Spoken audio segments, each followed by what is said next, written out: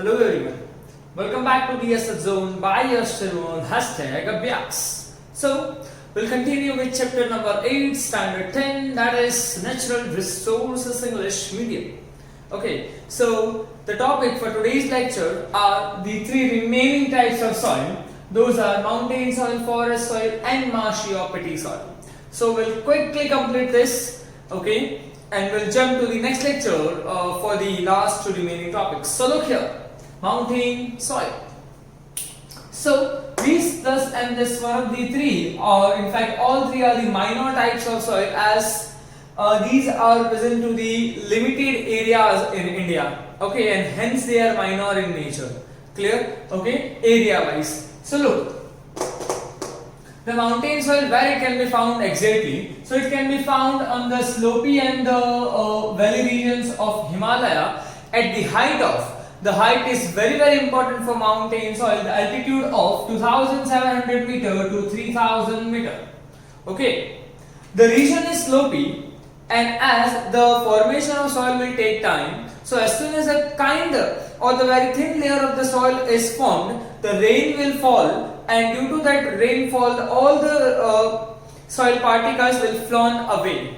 Okay. As a result of it, this kind of mountain soil will always be thin, okay, thin layer and underdeveloped, okay, due to the slopey region and due to the less, in fact, a high amount of rainfall. Okay, clear? So, what are the state where it can be found? So, Rajasthan, Haryana, Punjab, and the various parts of the Gujarat, that is especially the Kutch and Saurashtra. Okay, and what kind of crops you can grow in the mountain soil? So, very easy, millet, and the one is jowar. Clear? So that's it about mountain soil. One thing very important, that is the height. Clear? Okay. Look at the second one, that is forest soil. For forest soil also, okay, the height is very the matter of concern. That is 3000 to 3001 meter, 3100 meter. Okay, clear? So the height for forest soil also one of the major concern. The place where it can be found, it is somehow coniferous.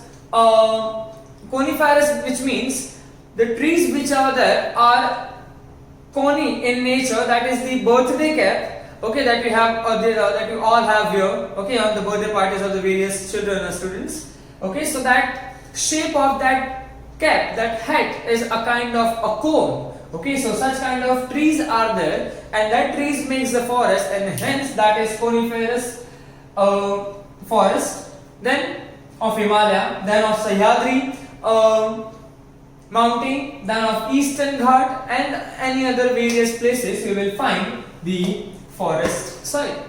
One of the very important thing about the forest soil, the first is forest soil is again the most fertile soil. Why is it so? Okay, despite of its black color. Okay, so the soil is black in color and very fertile. So I'll tell you the procedure. What happens that in such all dense forests, you won't find the sunlight or that much amount of sunlight. So due to the less amount of sunlight, the shaded leaves which are there on the upper portion of the land, the leaves are shaded down. Okay, and such leaves, due to the absence of sunlight, won't dried up, and the moisture retained in such soil, and due to that moisture the bacteria will grow and the fungus will grow. Such bacteria and fungus start decaying such leaves, and that decaying material will form the humus, and that humus is black in color, and hence the color of the forest soil also in black in nature. And due to the high amount of humus, the forest soil is again the most fertile in nature.